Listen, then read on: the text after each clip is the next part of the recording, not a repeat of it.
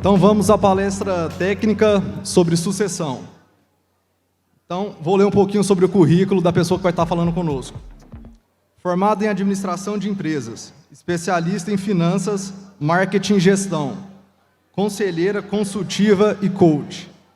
Daniela Teixeira, diretora de governança da Family Advisory. Seu foco é desenvolvimento humano, buscando um sistema estruturado de governança nos 3 eixos: família, negócio e propriedade. Seja bem-vinda, Daniela. Convido ao palco você.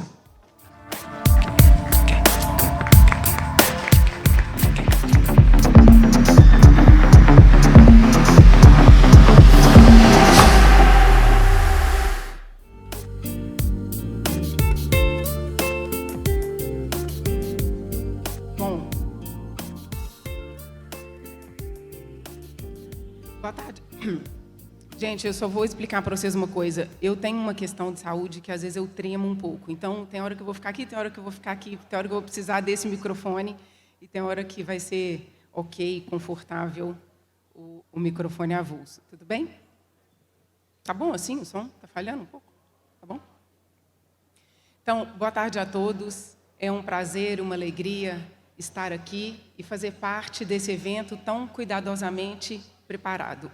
Gostaria de agradecer primeiro à diretoria do GAGES e da ABAD pelo convite e pela oportunidade de falar sobre um tema tão importante quanto a sucessão para jovens sucessores.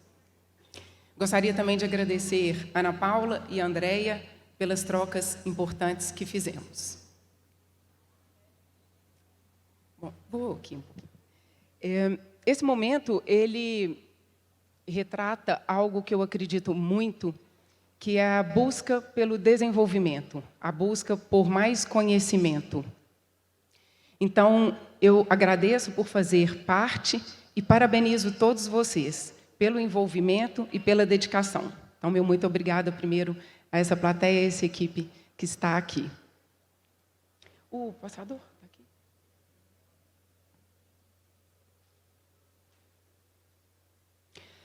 Quando nós falamos sobre uma família empresária e uma empresa familiar, nós sabemos que não há uma solução estándar para a resolução das questões, sejam elas relacionais, ligadas ao negócio, ligadas à propriedade. Quando a gente fala do processo de sucessão, ele também não tem uma solução estándar. Então, para cada família, a sucessão, o processo, a solução, ela vai ser e ter a característica dessa família. Quais são os desafios, as necessidades e as possibilidades de cada uma dessas famílias.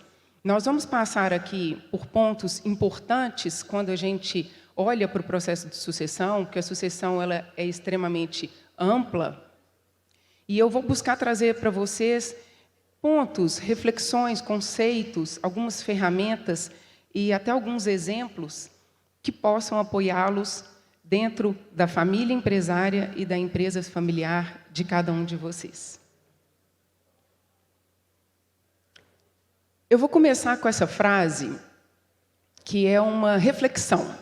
Eu ia até falar que ela é uma provocação, mas ela é mais uma reflexão e ela tem um sentido, um objetivo muito positivo. Quando eu estava me preparando para esse evento, eu conversei com algumas empresas, algumas famílias que são associadas da ABAD, tendo elas segunda geração na gestão, primeira geração na gestão, e uma delas tem a segunda com a terceira geração já atuando nos negócios. Então, nós falamos nessas conversas sobre o processo de sucessão, como ele aconteceu há 25, 30 anos atrás, nessas famílias que já estão com a segunda geração na gestão, que talvez a gente possa pensar que tenha sido muito mais num plano de contingência do que efetivamente num planejamento da sucessão. Nós conversamos sobre esse mundo complexo e dinâmico que vivemos hoje. Se a gente olha, isso já foi falado aqui nas palestras anteriores, mas se a gente olha 10 anos atrás, a gente tinha um mundo, um horizonte. Se a gente olha 3 anos atrás, a dinâmica de compra e venda, o impacto da tecnologia, na realidade de vocês, a entrada fortemente dos marketplaces, inclusive entre concorrentes, né? Então, concorrentes conseguindo, através de parceria, atingir um maior mercado.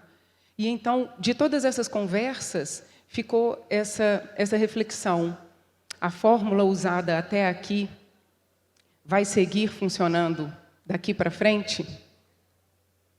Aristóteles já dizia, antes de Cristo, que nós somos o que habitualmente fazemos, o que repetidamente fazemos.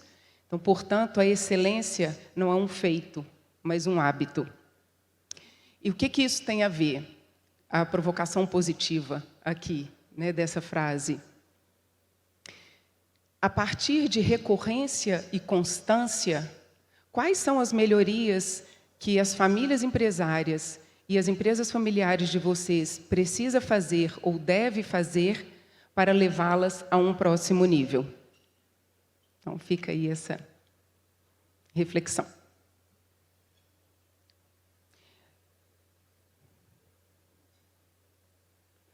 Eu vou trazer alguns dados de cenário Brasil e mundo, da importância e da relevância das empresas familiares no nosso país. 90% das empresas do Brasil são de controle familiar. Elas representam 65% do PIB e 75% da força de trabalho. Eu não sei se vocês já ouviram esses dados, já viram em algum lugar, mas é sempre importante lembrar, porque, de fato, é bastante relevante. Esse último dado, ele é até recente, de uma pesquisa do ano passado, de um trabalho da UBS, e ele traz que, nos próximos 20 anos, haverá uma passagem de ativos patrimoniais para uma próxima geração, na ordem de 84 trilhões de dólares. Esse dado é mundial. E isso reforça o movimento que a gente está fazendo aqui hoje, que é cuidar e preparar as novas gerações. Existe dentro das novas gerações, por exemplo, um olhar que não existia anteriormente, que é do impacto social e ambiental. Como linkar esse olhar que é importante à sustentabilidade financeira, quando ele está aliado ali ao negócio. É importante a geração atual já pensar em endereçar essas informações e esses dados. Esse cenário agora ele traz do setor atacadista distribuidor. Vocês têm uma média anual de faturamento de 364 bilhões de reais, gerando 524 mil empregos diretos e 5 milhões de empregos indiretos.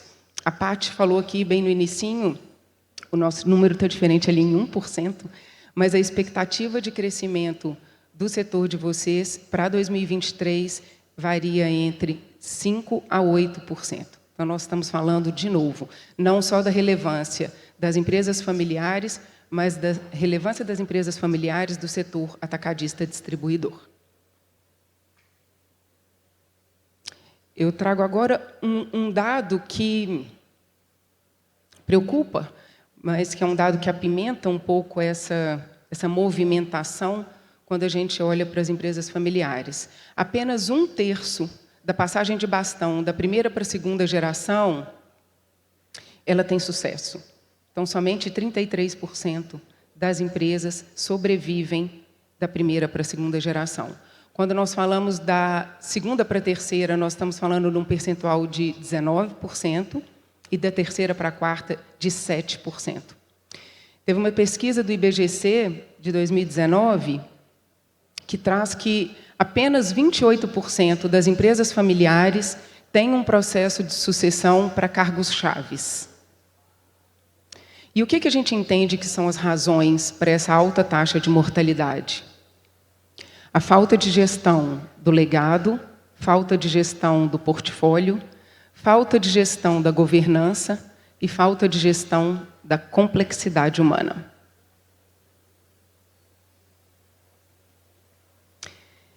Aqui tem um cardápio de dilemas e paradoxos de uma empresa familiar ou de famílias empresárias, que não se limitam a eles.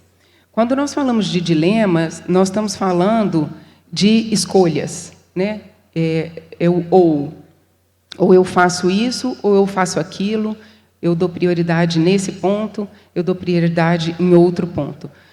Quando a gente fala de paradoxo, nós estamos falando de encontrar soluções para temas que muitas vezes não têm a mesma direção, mas que precisam seguir juntos. Uma família estruturada, uma família empresária estruturada e preparada é aquela que cuida dos seus valores, dos legados. Já foi trazido aqui também, lá na palestra do Fernando, do Boticário. O que leva o Boticário à frente são os valores que os trouxeram até aqui.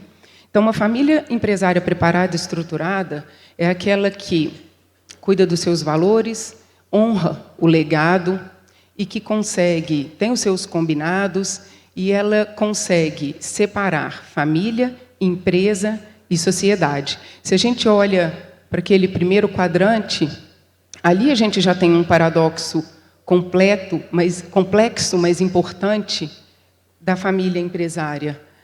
São os 3 eixos com direcionadores diferentes.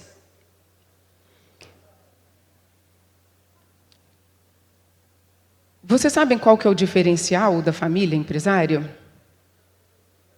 Não é o tamanho, não é o segmento.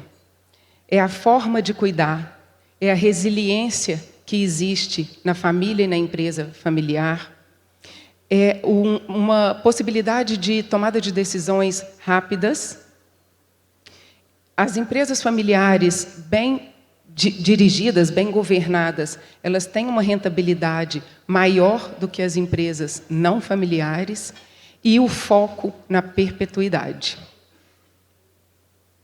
Então, fica mais uma reflexão para vocês. Qual é o desafio da sua família empresária? Os desafios são muitos, mas a confiança, ela também é um ponto relevante nas empresas familiares e nas famílias empresárias.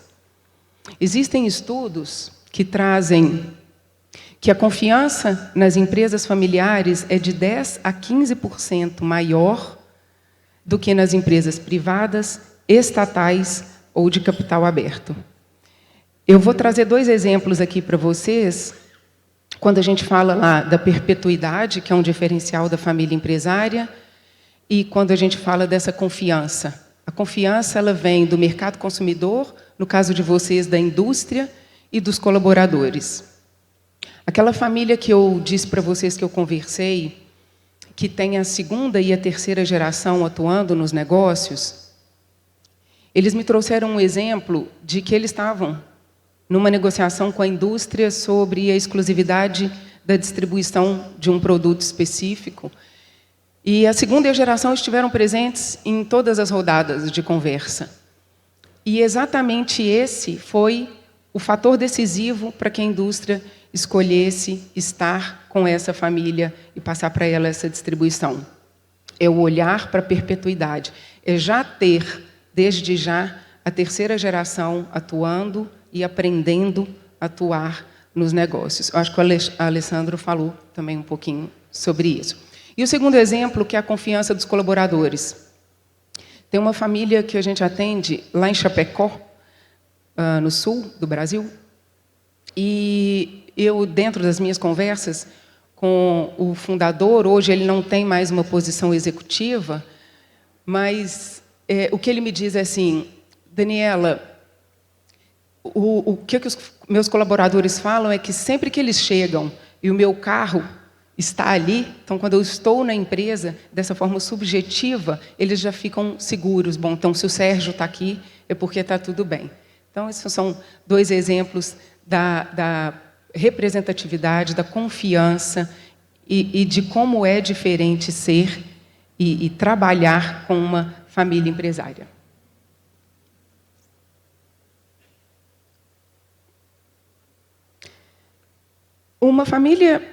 Uma família empresária que é preparada e estruturada, ela sempre vai olhar para a sucessão nos 3 níveis. E o que é isso?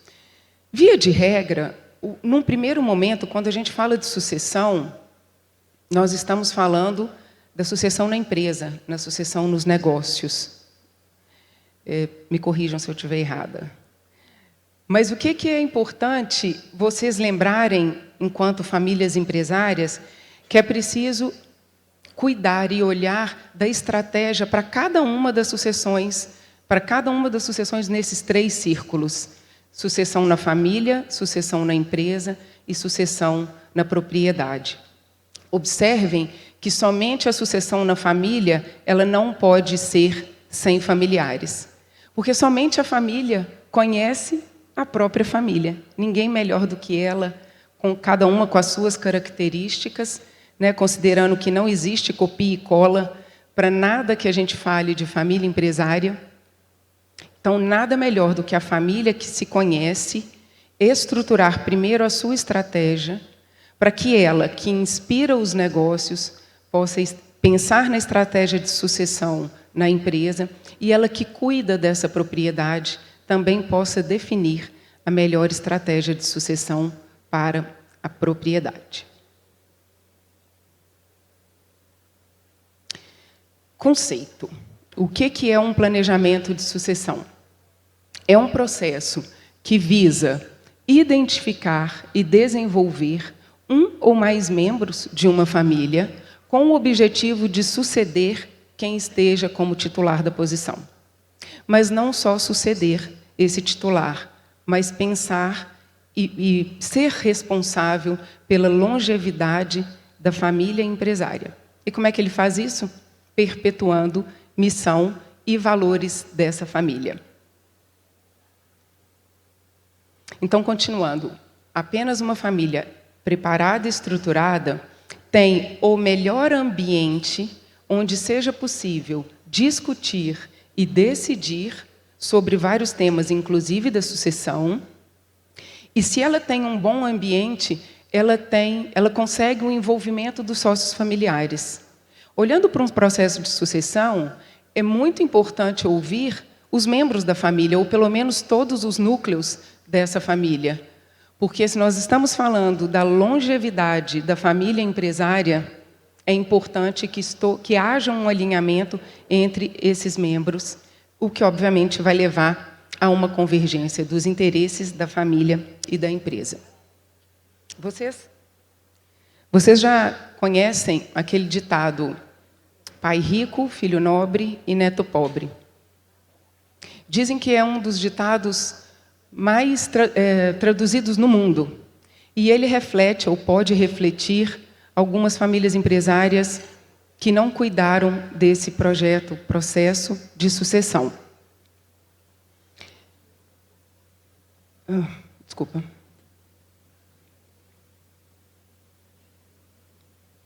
Quando a gente... e alguém perguntou aqui mais cedo sobre essa questão do timing, como às vezes é difícil definir esse timing do processo de sucessão, como é difícil ele acontecer.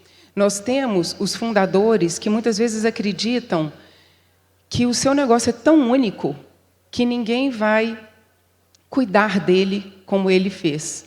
Por outro lado, nós temos fundadores que passaram pelo desafio da sucessão, que sabem e reconhecem que a nova geração pode fazer ainda melhor do que eles. E como que entra o papel do sucessor nesse momento? Como é que organiza essa cronologia, porque nós vivemos num tempo cronológico, mas pensando que os indivíduos vivem num tempo psicológico. Então, nós não estamos todos no mesmo momento, na mente, com os mesmos objetivos, com a mesma segurança, para tomar as mesmas decisões. Então, o papel do sucessor, nesse momento, é como ele, humildemente, mas com humildade, né, sem arrogância, ele vai conhecendo os desafios desse negócio, os detalhes desse negócio, como ele vai alinhando com o fundador ou com quem esteja na gestão, quais seriam as próximas mudanças, os próximos passos. Dessa forma, as relações de confiança vão aumentando e os caminhos vão se abrindo mais naturalmente.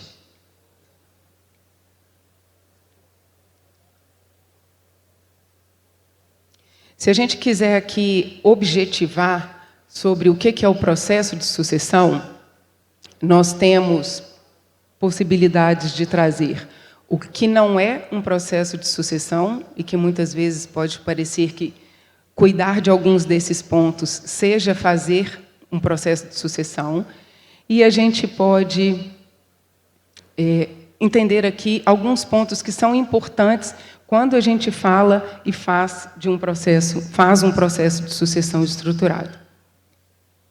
O processo de sucessão, ele é mais subjetivo do que parece. Ele é um processo que precisa de tempo, de dedicação, de paciência. E nós estamos falando de tempo, dedicação e paciência num mundo cujo conceito é a velocidade. Então, aí já temos uma subjetividade grande. Nesse processo de sucessão, a gente pode falar de conflitos. Podem surgir conflitos, e não há família sem conflitos, mas conflitos que estiveram algum tempo guardados debaixo do tapete e que, num processo de mudança, como o da passagem de bastão, ele venha à tona. Alguns membros podem se sentir desconfortáveis, dependendo do caminho que foi trilhado até aqui, porque vai se falar sobre competências dos membros familiares. E alguns membros, uns mais, outros menos, podem lidar com um sentimento de finitude do sucedido.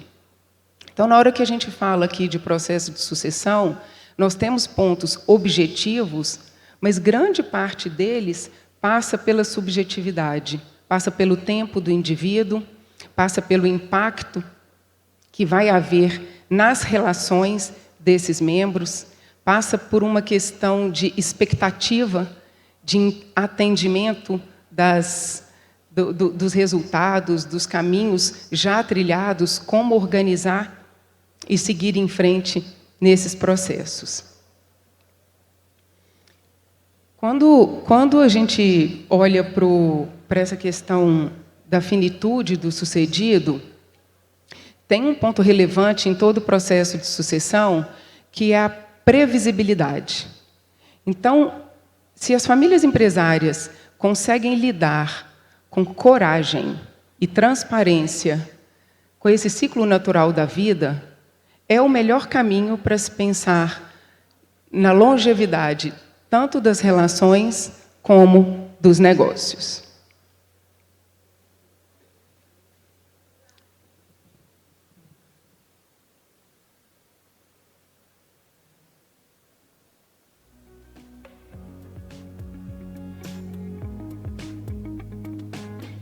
Eu vou trazer para vocês aqui 7 aspectos essenciais de uma transição bem-sucedida. Podem haver outros, mas esses a gente entende que são pontos cruciais.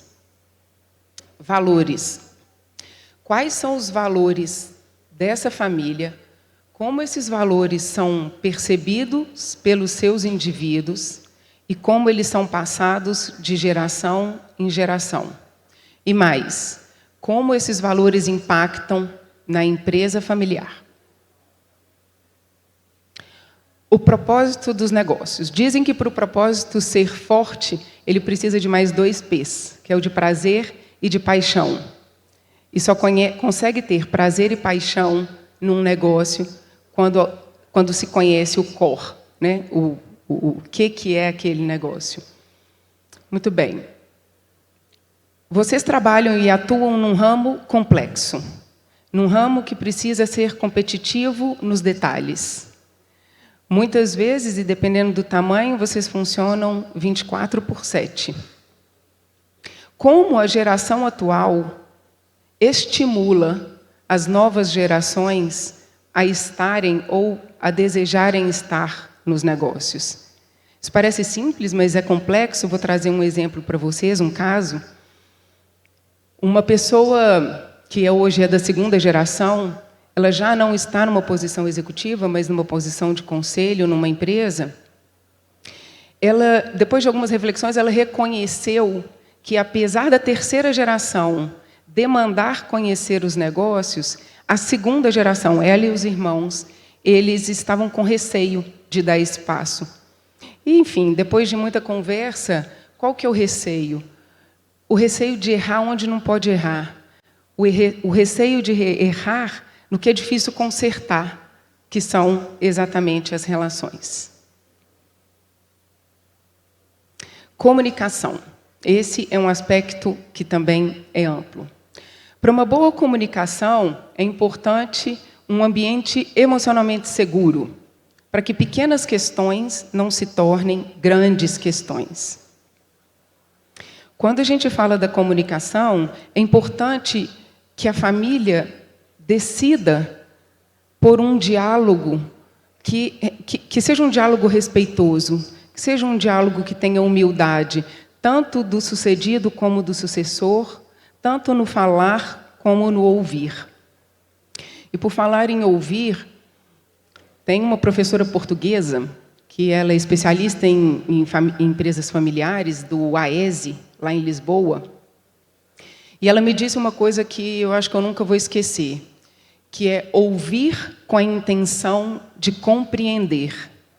E se a gente faz alguma reflexão, quão poucas vezes a gente ouve com a intenção de compreender? Muitas vezes a gente está já com as nossas decisões e as nossas opiniões formadas. E para completar os exemplos, eu atendi outro dia uma jovem de 18 anos, e a gente não estava falando de sucessão, a gente estava falando num outro escopo, mas ela me trouxe que ela gosta de conversar com pessoas que pensam diferente dela, porque novas ideias vêm para complementar e melhorar as minhas ideias.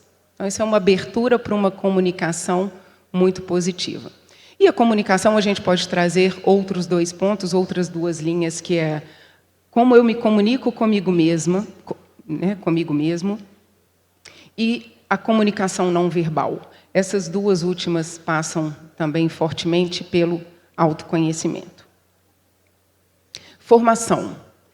Importante identificar onde estamos, para onde queremos ir e o que precisa ser desenvolvido no caminho. Acho que foi o Fernando que falou que, às vezes, a gente não sabe aonde vai chegar. De fato, talvez as surpresas da vida e a dinâmica vai mudando os nossos caminhos, mas enquanto alguma direção estabelecida pela família empresária e pelo indivíduo, é importante que vá se trabalhando para a construção desse futuro que é feito agora no presente. O olhar para o indivíduo. Não há como fazer um processo de sucessão de sucesso sem olhar para o indivíduo. Toda a questão de autoconhecimento e autogerenciamento passa por aqui. E se a gente olha os 4 itens anteriores, como que um indivíduo que não tem algum cuidado consigo mesmo, uma família empresária que não tem um cuidado com os seus indivíduos, seus membros, como que ela faz esses 4 itens anteriores acontecerem positivamente? O processo. O processo é a jornada, é o como. É dar vida aos 5 itens anteriores que nós falamos. E, nesse momento, muitas vezes, o sucessor traz a necessidade ou a expectativa de ver no sucedido um interesse genuíno em formá-lo, em repassar esse conhecimento, em reconhecer que ele está no caminho certo de preparação. E, por último, os papéis e responsabilidades de cada membro da família empresária, envolvido diretamente ou não no processo de sucessão. Para a gente responder essa pergunta, como seus talentos contribuem com o seu próximo passo? Indiscutivelmente, precisa passar pelo indivíduo, trazer para a consciência desse indivíduo os caminhos que ele pode seguir, os caminhos que ele deseja seguir. Nós acreditamos que o sucesso da família empresária está na realização de cada um dos seus membros. Então, primeiro olhar para esse indivíduo, o que ele entende, e essa não necessariamente é uma coisa que é feita do dia para a noite, né? Isso também é um processo. Então, como esse indivíduo está inserido no seu núcleo familiar, esse núcleo familiar na grande família e no ambiente, de forma geral, como ele está inserido. Então, aqui é importante passarmos pelo desenvolvimento do autoconhecimento e do autogerenciamento. A gente pode completar com conhecimento social e gerenciamento social. Como esse indivíduo enxerga a si, como ele age e reage nas situações, como ele enxerga o outro e como ele age e reage no ambiente, nas circunstâncias onde ele está inserido. Então, é um processo que tem foco nas necessidades e desafios individuais, mas que promovem a integração com o meio. O que nós estamos falando aqui é da complexidade humana. E esse tema não é novo. Sócrates, quase 500 anos antes de Cristo, já dizia: conhece-te a ti mesmo. Depois, Jung nos traz: quem olha para fora sonha e quem olha para dentro desperta. O Sartre, ele traz duas frases que são interessantes. Uma delas é: não importa o que fizeram comigo, o que importa é o que eu fiz com o que fizeram comigo. E a segunda é que o inferno são os outros. Essa dá muito pano para a manga quando a gente vai conversar. Mas o que essas duas, no final das contas, querem trazer? Quais são as minhas escolhas? Então, traz o indivíduo para o protagonismo das suas escolhas, que refletem no que ele está vivendo hoje e, consequentemente, no que ele vai vir a viver. Muito bem. Nós passamos pelo indivíduo e, olhando para a família empresária, como que a gente conecta cada um desses indivíduos com a família? Nós usamos aqui a metodologia dos 8 Ps. Não sei se vocês conhecem, do professor Rossetti. Ela é muito usada na governança corporativa, mas com algumas adaptações a gente traz para a governança familiar. Cada um desses Ps tem as suas características, mas todas elas juntas estão interligadas. Então, é importante, a partir de conversas estruturadas com cada um dos indivíduos, passando por esses 8 Ps e depois coletivizando, juntando o que são os direcionadores individuais e coletivos dessa família empresária. O que se tem e o que se deseja quando a gente fala de uma família empresária. Então, passamos pelo indivíduo, passamos e conhecemos os direcionadores desse indivíduo e da sua família, né? Então, de todos os membros. E para a gente conectar objetivamente com o processo de sucessão, nós vamos falar primeiro de talento. O que são talentos? Talentos são as capacidades naturais, pensamentos, sentimentos e comportamentos que todos nós indivíduos temos. Se todos nós temos, ele é democrático. Então, em uma família empresária não existe um talento. Existem vários talentos. E eles são vários porque são diferentes, e são diferentes porque eles passam por um processo de escolha. O que me interessa? Quais atividades me atraem? O que eu aprendo rapidamente? Então, nós podemos dizer que esses talentos são comportamentos frequentes que cada um dos indivíduos tem. E se eles são frequentes, eles podem ser aplicados produtivamente. E, em consequência, serem um diferencial de desempenho lá na frente. Então, quando nós vamos escolher a família empresária, vai olhar para o processo de sucessão, ela conhecendo e reconhecendo que ela tem vários tipos de talento, qual é o melhor para estar em cada uma das cadeiras, sempre lembrando dos 3 eixos: família, propriedade e negócio. Quais são os tipos de talento? Enfim, existem vários assessments. Nós gostamos muito do DISC, talvez vocês usem, inclusive, nas empresas de vocês. Através do DISC, nós conseguimos medir 36 tipos de talento.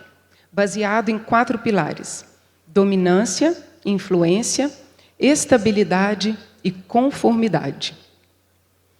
Quando a gente fala dessa formação desses talentos, estruturalmente, os estudos trazem que eles são formados até os 7 anos. Então, a partir dessas escolhas dos indivíduos, e nós vamos ver um pouquinho lá na frente da comunicação da família empresária, até os 7 anos tem-se a estrutura desse indivíduo enquanto tipos de comportamento. Mas existe a interferência do meio. Então, de acordo com o meio onde ele está inserido, ele pode potencializar algumas dessas características, desses comportamentos, ou ele pode receber e ressignificar alguns deles. Conectando, então, os talentos e a família empresária, o olhar da família empresária para esses talentos.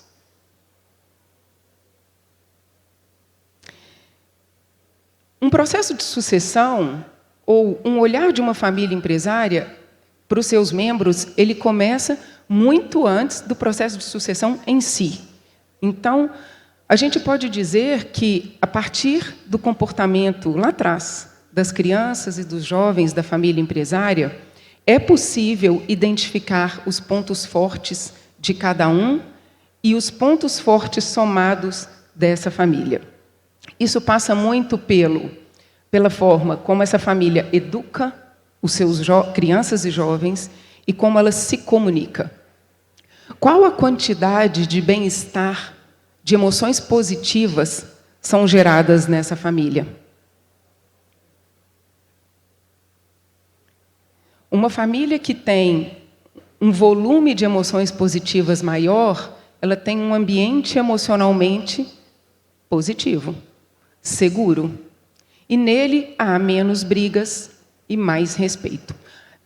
Acho que foi o Alessandro também que comentou assim, ou o Modé, não lembro, mas ele falou sobre a questão de um consórcio de primos, a tomada de decisão da complexidade de uma família empresária, enquanto você tem sócios, 2 irmãos, marido e mulher, enfim. E como essa complexidade vai aumentando a partir da chegada das novas gerações, chegada de outras culturas diferentes dessa família, e a chegada das outras culturas com os cônjuges e etc.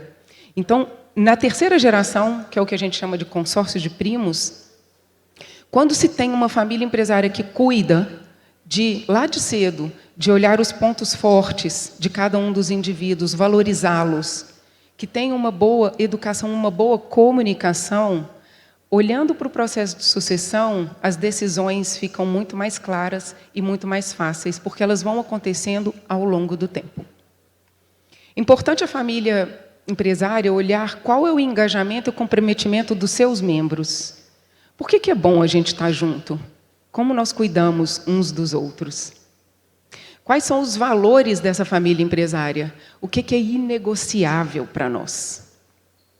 E mais, qual é a estratégia dessa família empresária? Onde queremos chegar enquanto família empresária?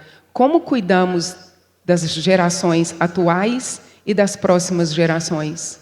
Qual que é o nosso projeto comum? Eu vou trazer um exemplo de projeto comum que pode ser aplicado tanto na família como no negócio. Sexta-feira agora eu terminei um curso no Easy Business School, o curso chama Desafios da Família Empresária. E o Easy é uma escola irmã de Harvard, então ela, como forma de ensino, ela usa o método do caso. E em um desses cases que a gente estudou, tinha uma passagem que falava sobre projeto comum, que dizia assim: um transeunte que estava passando em frente a uma obra perguntou para um trabalhador por que ele estava empurrando um carrinho com tijolos. E esse trabalhador respondeu para ele: eu não estou empurrando um carrinho com tijolos, eu estou construindo uma catedral. Então, esse é um senso muito forte de um projeto comum. E aí vem a pergunta: mas qual que é o melhor talento da nossa família para suceder a nossa empresa? Ou aí agora nós vamos aumentar. Qual é o melhor talento da nossa família para suceder a sucessão, cuidar da sucessão no eixo da família e também no eixo da propriedade. Enfim, nós falamos que temos vários tipos de talento, nós falamos do conhecimento desses indivíduos, dos direcionadores comuns, individuais e coletivos, nós falamos da estratégia da família. Então, nós precisamos agora olhar para qual é a estratégia da empresa. Não tem um talento que vai encaixar em todos os aspectos. Primeiro ponto, qual é a estratégia da empresa? Qual o plano dessa empresa? Onde que ela quer estar daqui a 5, 10, 15 anos? O Fernando falou que onde que ela quer estar daqui a 3 anos. Cada um vai fazer o seu jeito. Mas é importante ter esse olhar. Quais são hoje os desafios da organização? E como esses talentos da nossa família, entendendo a estratégia, entendendo os desafios, podem contribuir? Como esses indivíduos da nossa família estão desenvolvidos nas 4 competências? Quais são elas? Gestão do legado, gestão do portfólio, gestão da governança e gestão da complexidade humana. Qual é o propósito desse indivíduo? Qual o legado que ele, individualmente, quer deixar? Aí a gente fala da importância desse olhar para esse indivíduo, do autoconhecimento, o autogerenciamento. Conhecimento social e gerenciamento social. Na escolha de um sucessor, não é escolher necessariamente o mais inteligente, porque não necessariamente o QI mais alto tem um melhor desempenho. É importante observar, a partir disso que nós já falamos, e do propósito de cada indivíduo, qual que é a quantidade de energia que ele deseja despender para esse negócio. Nós já falamos aqui também que é o ramo complexo, precisa ser competitivo nos detalhes, funciona muitas vezes 24/7. Existe um coeficiente novo, ele não é de verdade, mas eu estou dizendo que ele é novo porque a gente brinca com ele, que é o coeficiente de vontade. Vontade pode ser traduzido por autocontrole e disciplina. Qual que é o coeficiente de vontade desse indivíduo aliado à estratégia, aos desafios, ao seu desenvolvimento, o seu propósito? Qual é o apetite e a tolerância desse indivíduo, que são diferentes, apetite e tolerância, para o risco, para a pressão, pela responsabilidade da longevidade da família empresária? Então, são perguntas importantes e que não necessariamente as respostas são simples. Qual é o perfil desse líder? Ninguém tem esses 4, mas, aliado aos pontos anteriores, qual a nossa empresa familiar e a nossa família empresária precisa? Um líder com visão, um líder com inovação, um líder que foca nos processos, em fazer acontecer, um líder voltado para o relacionamento. E mais, para completar, com qual equipe vai ajudá-lo a governar? E essa equipe pode estar dentro dos outros talentos da família empresária, que já teve a oportunidade de identificá-los e reconhecê-los. Então, falamos de indivíduo, falamos do coletivo, falamos dos talentos, falamos desses talentos dentro da família empresária, falamos do processo de sucessão. Como podemos apoiar essas famílias? Como vocês podem se desenvolver para estar em cada uma dessas cadeiras? O que a gente chama da Academia do Acionista é uma plataforma, é um espaço que cada família pode organizar a sua, que tem o objetivo de imortalizar a cultura dessa família. E que a gente faz isso a partir do conhecimento de todos os jovens. O que significa ser acionista para uma família não é o mesmo para outra família. Então, não tem uma escola que vá customizar, bom, eu preciso, escola, formar esse acionista desse jeito. Não vai haver isso. Por isso é importante que cada família organize a sua academia do acionista. Quais são algumas agendas possíveis para ela? Finanças, desenvolvimento técnico, legado, cultura, valores, desenvolvimento humano, individual. Hoje, um tema importante e relevante que é o ESG, também já foi trazido aqui anteriormente, a questão do impacto social e impacto ambiental, né? Todas essas são pautas e conexões que vocês podem fazer.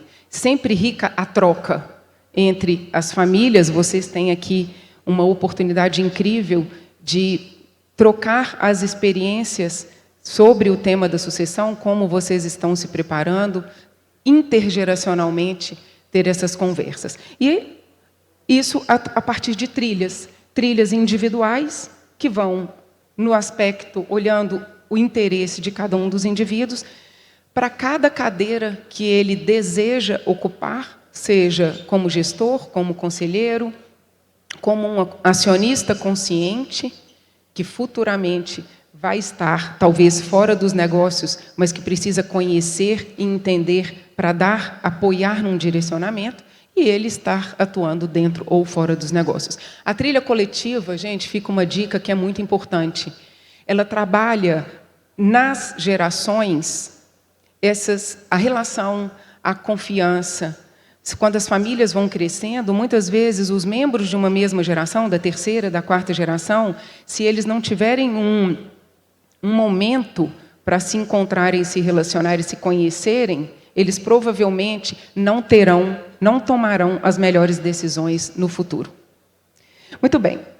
Nosso tempo está acabando. Eu vou deixar para vocês aqui algumas reflexões sobre esses pontos que passamos hoje. Cenário, conceitos, processo de sucessão, talentos e academia do acionista.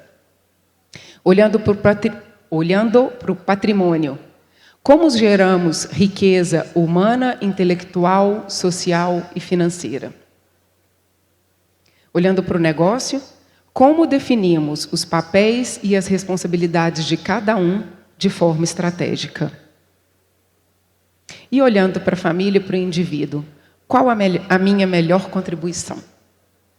E a minha mensagem final, que fica para vocês, ela é uma das frases mais bonitas que eu acho quando a gente fala dessa mistura, dessa interseção de família, negócio, propriedade, que é essa, do Jung. Conheça todas as teorias, domine todas as técnicas, mas ao tocar uma alma humana, seja apenas outra alma humana. Eu agradeço, muito obrigado.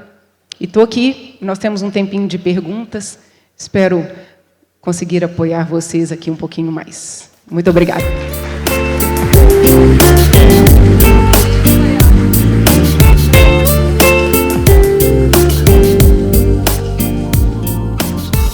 Bom, obrigada, Dani. Muito legal te ouvir falando sobre essa ótica mais do indivíduo, né? Eu acho mais pessoal, mais da psicologia das famílias. A gente já vai colocar o QR Code aqui na tela para que vocês possam enviar as perguntas ou também abrir o microfone. A primeira pergunta é minha, Dani. Eu fiquei te ouvindo e a gente também tinha conversado antes.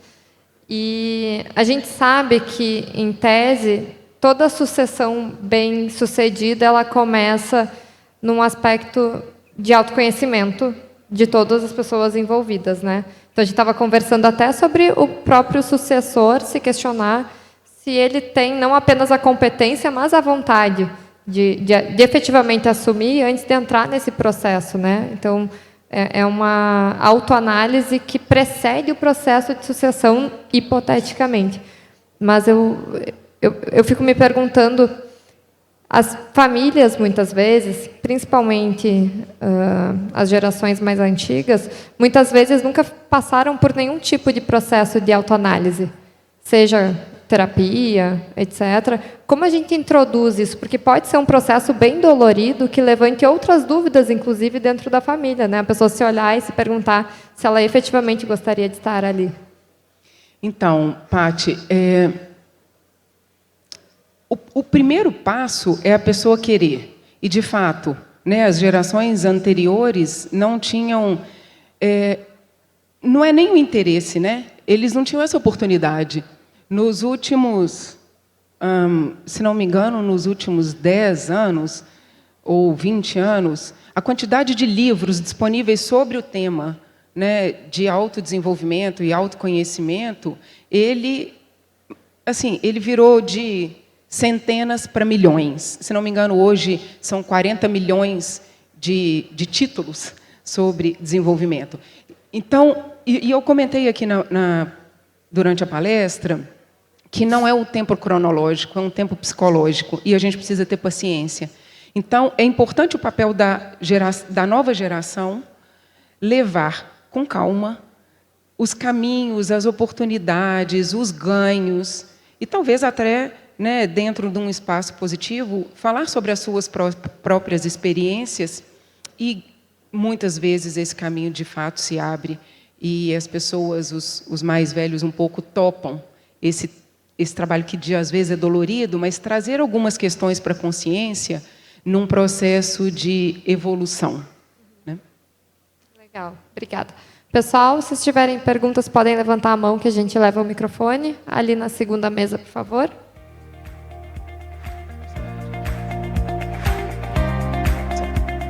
Vem aqui. Oi.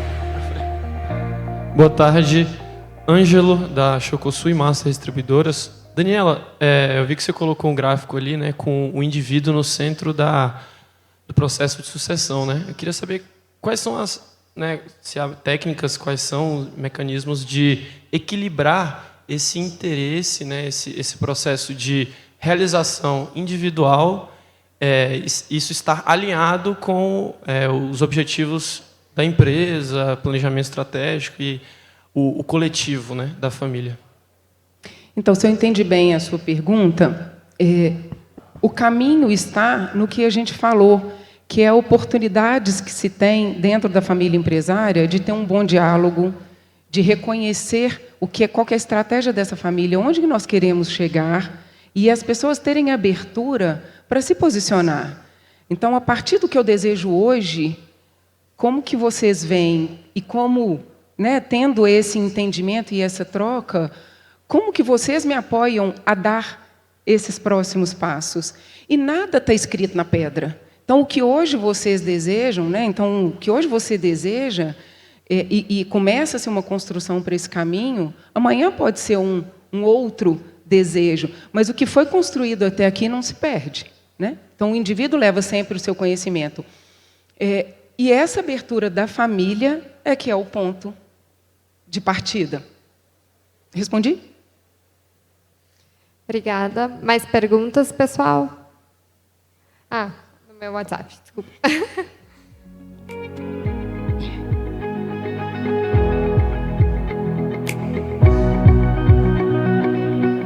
Tá, uma pergunta bem interessante do Carlos, da Cedisa.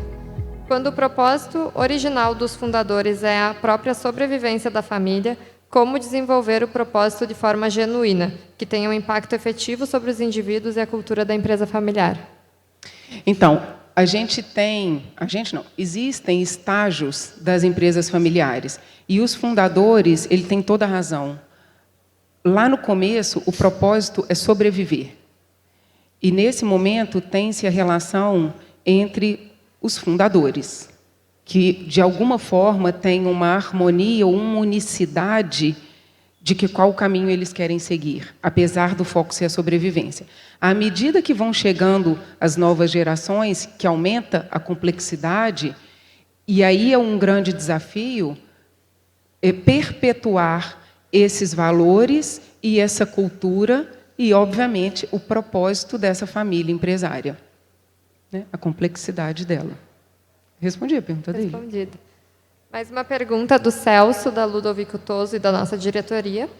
Como normalmente se inicia o trabalho de consultoria no que tange a preparação do sucedido e do sucessor? Celso, primeiro passo é esse olhar para o indivíduo. Então, na nossa consultoria, a gente trabalha com a co-construção. A gente nunca chega para uma família e fala, olha, você precisa fazer assim, esse é o jeito que vai dar certo. Porque isso depende da realidade, que eu falei lá no início, das necessidades, das possibilidades dessa família. Passo 1, sentar e entender o olhar de cada um desses indivíduos. ajudar esses indivíduos a identificar e validar os seus talentos.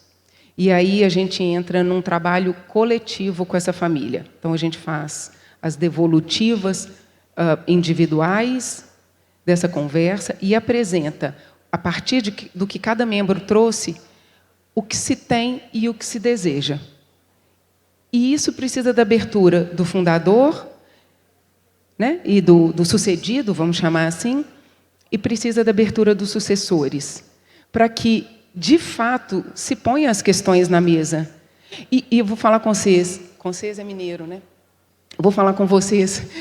É interessantíssimo como, de fato, as pessoas se abrem quando a gente entra para um processo de governança familiar. As pessoas trazem as suas questões e, de novo, no tempo psicológico, a gente vai respeitando e os passos são incrivelmente diferentes quando a gente começa, né, de um ano para um final de ano. Esse tempo, esse projeto inicial, essa primeira etapa, ela vai aí de, dependendo da quantidade de membros da família, 4, 5 meses.